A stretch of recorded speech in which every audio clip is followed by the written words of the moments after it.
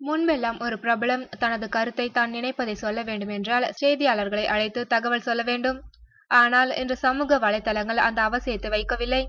நினைப்பதை நினைத்த நேரத்தில் ட்விட்டரிலோ, ஃபேஸ்புக்கிலோ அல்லது வாட்ஸ்அப்பிலோ போட்டுவிட முடியும். ஃபாலோயர்கள் மற்றும் பகிர்வுகள் மூலம் அது லட்சக்கணக்கானோரை சென்று சேர்ந்து விடுகிறது. திரைத்துறை பிரபலங்களோ ரசிகர்களுடன் உரையாடும் கருவியாக இவற்றை பாவிக்கின்றனர். பிரபலங்களை பற்றியான லேட்டஸ்ட் புகைப்படங்கள் முதல் செய்திகள் வரை வெளியாகும் ட்விட்டரில் தற்போதைக்கு தென்னிந்தியாவில் AR ரகுமான் தான் முதலிடம் வகிக்கிறார். AR ரகுமானை ட்விட்டரில் பின்தொடர்பவர்களின் எண்ணிக்கை 1 கோடியை தாண்டியது. தென்னிந்தியாவிலேயே அதிக ஃபாலோயர்ஸ் கொண்ட ஒரே பிரபலம் ரகுமான் தான். உலக அளவில் ட்விட்டர் ஃபாலோயர்ஸில் 158வது இடத்தில் இருக்கின்றார். இதுவரை ரஜினி 27 லட்சம், தனுஷ் 23 லட்சம், சித்தார்த் 19 லட்சம், சிவகார்த்திகேயன் 14 லட்சம் ஃபாலோயர்ஸ் கொண்டுள்ளனர். சமீபத்தில் ட்விட்டரில் இணைந்த கமலஹாசனை 50,000 பேர் பின்தொடர்கின்றனர் என்பது குறிப்பிடத்தக்கது.